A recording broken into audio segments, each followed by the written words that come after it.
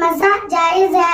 اول چمڑے کے موزے جن سے پاؤں ٹخنوں تک چھپے رہے، دوسرے وہ اونی سوتی موزے جو اس قدر موٹے اور گاڑھے ہو کہ خالی موزے پہن کر 3-4 میل راستہ چلنے سے نہ پھٹے۔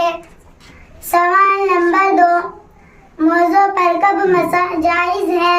جواب نمبر 2، جب وضو کر کے یا پاؤں دھو کر پہلے، پھر وضو ٹوٹنے کی حالت میں موزے پہنے ہوئے ہو۔ سوال نمبر 3، ایک دفعہ کے پہننے ہوئے موزوں پر کتنے دنوں تک مسح جائز ہے؟ جواب نمبر 3، اگر آدمی اپنے گھر یا رہنے کی جگہ ہو تو 1 دن اور 1 رات مسح جائز ہے۔ سوال نمبر 4، موزوں پر کس طرح مسح کرے؟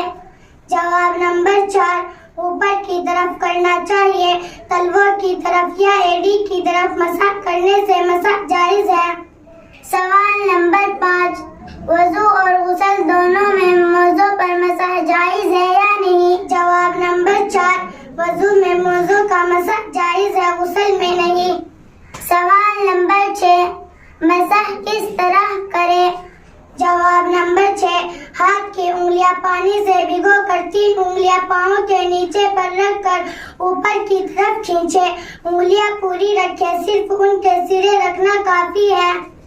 سوال نمبر 7، پھٹے ہوئے موزوں پر مسح جائز ہے یا نہیں؟ جواب نمبر 4، اگر موزہ اتنا پھٹ گیا کہ پاؤں کی 3 چھوٹی انگلیوں کے برابر کھل گیا یا چلنے میں کھل جاتا ہے تو اس پر مسح جائز نہیں، اور اس سے کم پھٹا